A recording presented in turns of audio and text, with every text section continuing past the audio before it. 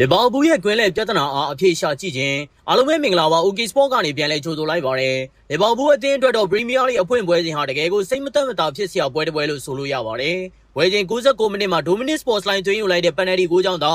တရေတမတ်ရခဲ့ပေမဲ့လီဗာပူးရဲ့ကွင်းလဲဟာရားစရာမရှိအောင်စုပ်ပြတ်တက်နေတာဆိုတာအတိုင်းသားမြင်တွေ့ခဲ့ကြရမှာပါနယူကာဆယ်ရရှိသွားတဲ့ပထမဂိုးကိုပြန်ကြည့်ရင်လီဗာပူးရဲ့ကွင်းလဲအားနည်းချက်ကပိုလို့တောင်တည်တာပါတယ်Ryan Gravenberch, Szoboszlai နဲ့ Florian Wirtz တို့3ယောက်စလုံးတိုက်စစ်လိုက်ပါသွားချိန်မှာကွင်းလဲဘဟုမှာကာဗာလုပ်ပေးမဲ့သူတယောက်မှမရှိခဲ့ပါဘူး။ဒီဟောက်ကကိုနယူကာဆယ်တိုက်စစ်ကအမီးရ3ချသွားခဲ့ပြီးဂိုးအဖြစ်ပြောင်းလဲသွားခဲ့တာဖြစ်ပါတယ်။အန်တိုနီအီယာအိုလာရဲ့နီးပြအဖွဲ့အတွက်တော့ခန်းစစ်အဖြစ်ကွင်းလဲနံပါတ်6နေရာမှာကစားသမားစစ်မရှိတာဟာခေါင်းခဲစရာပြဿနာတစ်ခုဖြစ်လာခဲ့ပါပြီ။အဒီကနောက်ခံကစားသမားတွေဖြစ်ကြတဲ့ Virgil van Dijk, Jeremy Jagger တို့ဟာပွဲစဉ်တစ်လျှောက်လုံးမှာခန်းစစ်လိုက်ပါသွားတဲ့ကွင်းလဲလူတွေရဲ့အနောက်မှာအကာအကွယ်မဲခဲ့ကြပြီးအခက်တွေ့ခဲ့ကြရပါတယ်။ Gravenberch ကတိုက်စစ်ကိုအနောက်ကနေလှပစွာဖန်ဖိုးပေးနိုင်သူဖြစ်ပေမဲ့ခန်းစစ်ကိုဖျက်ထုတ်ပေးနိုင်တဲ့ကွင်းလဲဖျက်အားတန်တဲ့ကစားသမားမဟုတ်ပါဘူး။အလားတူပဲ Szoboszlai ဟာတိုက်စစ်ရောခန်းစစ်ပါကစားနိုင်တဲ့ box to box အမျိုးအစားဖြစ်ပြီး Wirtz ကတော့တိုက်စစ်တည်တံဖန်တီးရှင်ဖြစ်နေခဲ့ပါတယ်။ McAllister ဟာလည်း PR ပေးကစားပုံကောင်းမှုပေမဲ့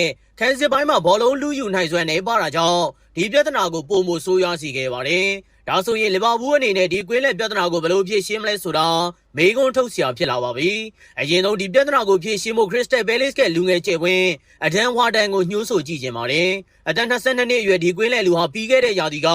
Crystal Palace မှာတိုက်စစ်စုံတဲ့ဘောလုံးပေးဖို့မှုနဲ့ကွင်းလက်မှာဘောလုံးလူယူနိုင်မှုအများဆုံးကစားသမားဖြစ်ခဲ့ပါတယ်။ဒါအပြင်သူ့ရဲ့ခန်းစစ်အဖြစ်စွမ်းရည်ဘောလုံးလူယူနိုင်မှုနဲ့ပွဲဖက်စွမ်းရည်တို့ဟာထိတ်တန်းအဆင့်မှာရှိနေတာကြောင့်လီဗာပူးသာသူ့ကိုခေါ်ယူနိုင်ခဲ့ရင်နယူကာဆယ်နဲ့ပွဲကလိုဂိုးမျိုးပြန်ပေးရတော့မှာမဟုတ်ပါဘူး။ဒါပေမဲ့လည်းအင်္ဂလန်သားဖြစ်နေတာကြောင့်တန်ချင်းမြန်မာလိုနေတာကလည်းခေါ်ယူဖို့ခက်ခဲစေတဲ့အချက်ဖြစ်နေပါတယ်။နောက်တစ်ယောက်အနေနဲ့ဘုံပေါက်က Alex Scott ကိုလီဗာပူးရဲ့ကွင်းလယ်မှာထိုင်ကြည့်ကြည့်ပါမယ်။ Scott ဟာလီဗာပူးနည်းပြအီယာအိုလာအတွက်ပုံမလက်တွေ့ကြတဲ့ပြစ်မှတ်တစ်ခုဖြစ်လာနိုင်ပါတယ်။ဘုံမောက်အသင်းမှာအီယာအိုလာနဲ့အတူ89ပွဲအထိတွဲဖက်လုပ်ကင်ခဲ့မှုသူဖြစ်တာကြောင့်နီးပြရဲ့ကစားဟန်ကိုကောင်းကောင်းသဘောပေါက်ထားတဲ့သူပါ။စကောဟာဝါတန်လိုပွဲဖက်စွမ်းရည်ထက်စာရင်ကစားသမားတစ်ယောက်ရဲ့ကြန့်ခိုင်မှုခန်းစစ်လိုက်ပါနိုင်စွမ်းနဲ့ဘောလုံးဆွဲယူသွားနိုင်တဲ့စွမ်းရည်တို့မှာပုံမအားသန်ပါတယ်။ပြီးခဲ့တဲ့ရာသီကဘုံမောက်အသင်းမှာကွင်းလယ် area အတွင်းဘောလုံးပြက်လဲလူယူမှုအများဆုံးပြုလုပ်ခဲ့တဲ့သူဖြစ်တာကြောင့်နီးပြဟောင်းနဲ့ပြန်လဲလက်တွဲပြီးလီဗာပူးရဲ့ကွင်းလယ်ကိုအင်အားဖြစ်တင်ပေးနိုင်စွမ်းရှိပါတယ်။နောက်ဆုံးအဖြစ်တစ်ခုအနေနဲ့လီဗာပူးအတိုင်းဝိုင်းနဲ့နီးစပ်တဲ့ကစားသမားဟောင်းတွေအကြံပြုထားတဲ့မိုနာကိုအသင်းရဲ့လမိန်ကမာရာကိုစဉ်းစားကြည့်ကြပါတယ်။အသက်22နှစ်အရွယ်စီနီဂေါလက်ရွေးစင်ကစားသမားဟာ